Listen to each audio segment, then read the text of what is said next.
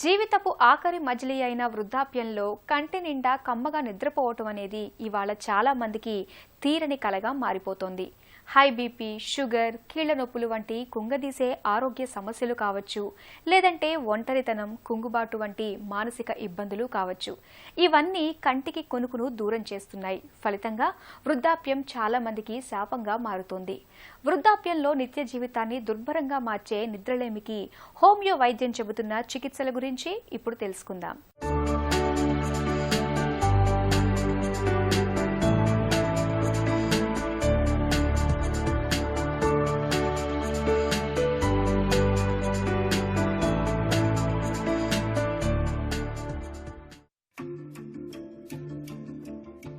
నిద్ర అలసిన తనువును, సొలసిన మనసును సేదదీర్చే సంజీవని, బడలికను, బాదరబందీలను మాయం చేసే పరుసవేది.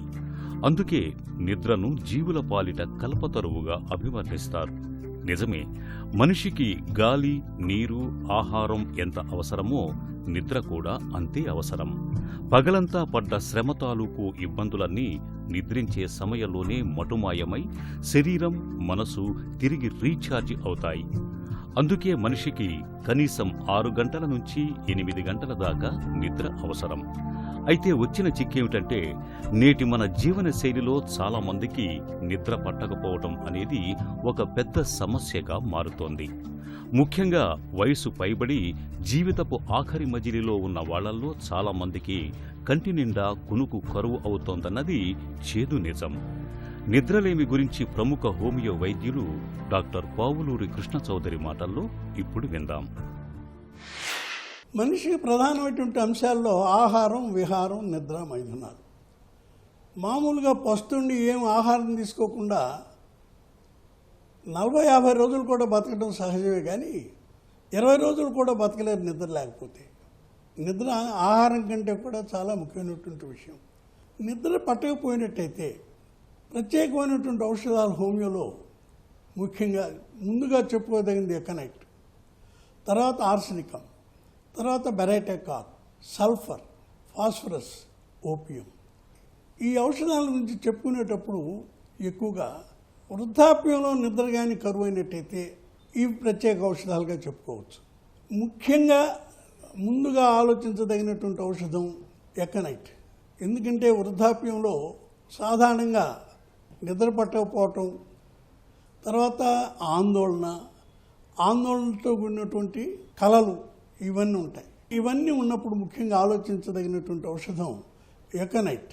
వృద్ధాప్యంలో కొంతమందికి ఇన్సెక్యూరిటీ అది ఎక్కువగా బాధ పెడుతుంటుంది. ఇన్సెక్యూరిటీ ఉండి నిద్ర పట్టకపోతే ఆర్సెనికం ఆల్బమ్. తర్వాత వాళ్లకు నిద్ర పట్టింది అనుకోండి, కొద్దిగా పట్టిన వెంటనే ఒక షాక్ లాగా మెలకు వచ్చేస్తుంటుంది. ఉంటుంది. ఈ లక్షణాలు కనిపిస్తున్నప్పుడు ఆర్స్ ఆల్బును ఎంపిక చేసి వాడుకోవాలి.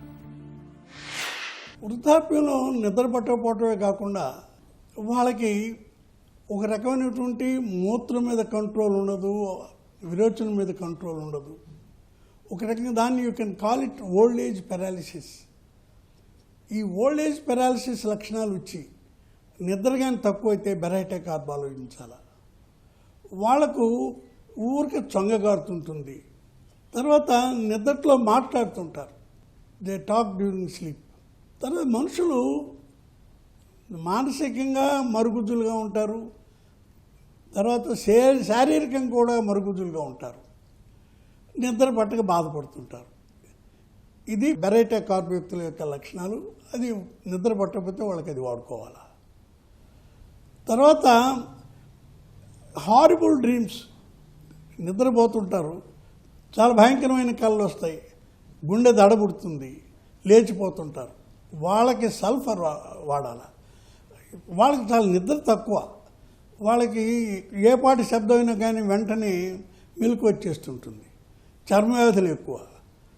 వృద్ధాప్యం వచ్చిన వాళ్ళకి సెక్స్ మీద కోరిక తగ్గదు, ఇది గుర్తుపెట్టుకోవాలి. తర్వాత నిద్ర చాలా తక్కువగా ఉంటుంది, చాలా తేలిగ్గా డిస్టర్బ్ అవుతుంటుంది, నిద్ర పట్టదు.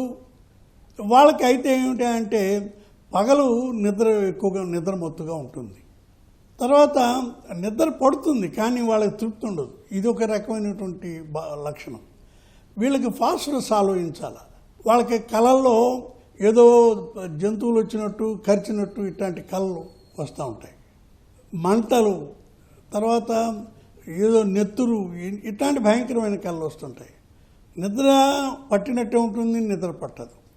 అయితే పగలు ఎక్కువగా నిద్రపోతుంటారు, రాత్రిపూట నిద్ర పట్టక బాధపడుతుంటారు. ఫాస్ఫరస్ వ్యక్తులకు అది. తర్వాత కొంతమంది నిద్రలో లేచి తిరుగుతుంటారు. దీన్ని సోమ్నాంబులిజం అంటాం.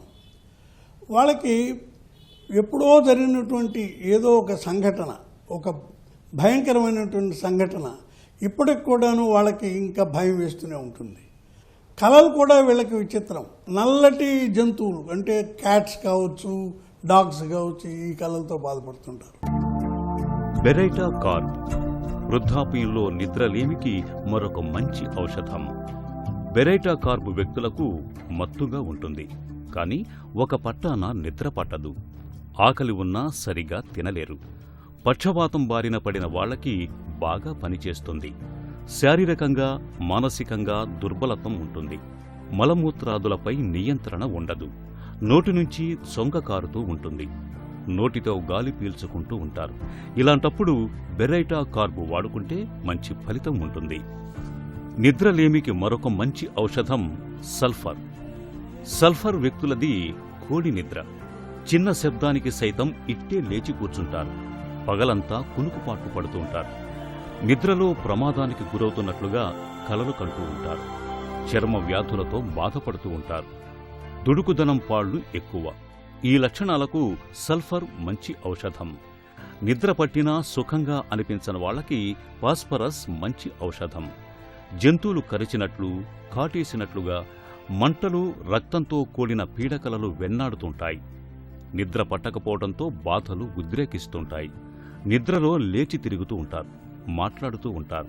కుడివైపు తిరిగి పడుకుంటే గాని వీరికి నిద్ర పట్టదు. ఈ రకమైన బాధలకు ఫాస్ఫరస్ బాగా పనిచేస్తుంది. నిద్రమత్తుగా ఉండి నిద్ర పట్టక సతమతమయ్యే వారికి ఓపీఎం ఒక మంచి ఔషధం. నిద్రలో ఊపిరి ఆగిపోయినట్లయి ఉన్నట్టుండి లేచి కూర్చుంటారు. మాట ముద్దగా వస్తుంటుంది. నిద్రలో విపరీతంగా గురక పెడుతుంటారు. ఈ బాధలకు ఓపీఎం బాగా పనిచేస్తుంది.